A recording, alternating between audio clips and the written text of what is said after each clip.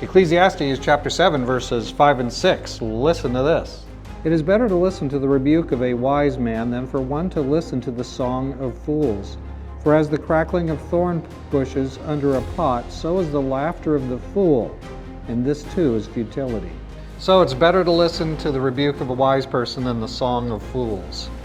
And there's a lot of songs of a lot of fools out there. I know most of my life, or at least a large part of my life, I listened to and participated in the songs of fools.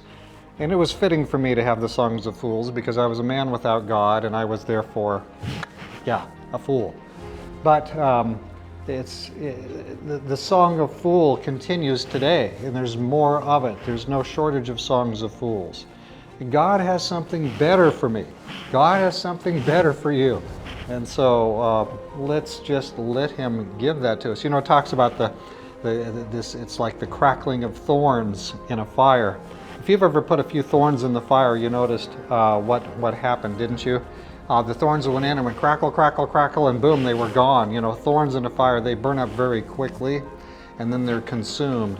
And again, we come back to that choice of living a life which is, fast and hard and stupid, and the Darwin Awards, like have you seen that picture that says, Darwin would approve? Don't live a life like that. I don't accept the Darwinistic picture, but you know the philosophy there.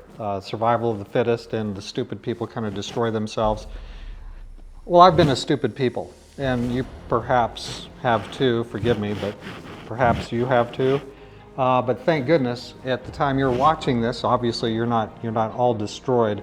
God has a purpose, God has a plan, and God has a way home for you. And so He's calling you to come home. And so He talks to us through even something as weird as the book of Ecclesiastes.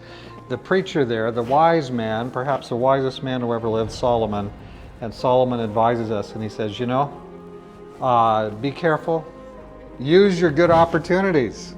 Use them for good, and don't burn it all down like I did most of my life, because Solomon's life, was really awesome, and then he kind of basically burned it all down, and at the very end he somehow turned back. God was so merciful, and Solomon was saved, and we'll get to be with him in the kingdom. But along the way he just about lost everything.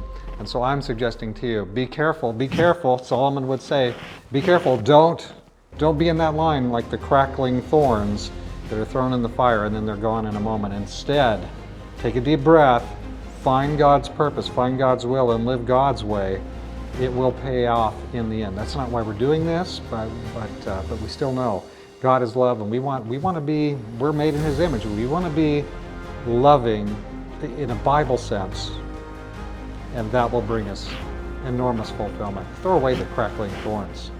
Let's go on for eternity, selflessly, loving and being loved by Him. All right, a note here in for verses 5 and 6. And the crackling thorn bushes under a pot. Do I want to be, it's kind of cool to go, fast and hard. But if you hit a brick wall, fast and hard, that's the end. Fast and hard really, that might cut it for, for a centipede, but I'm not a centipede. God has given me a higher picture.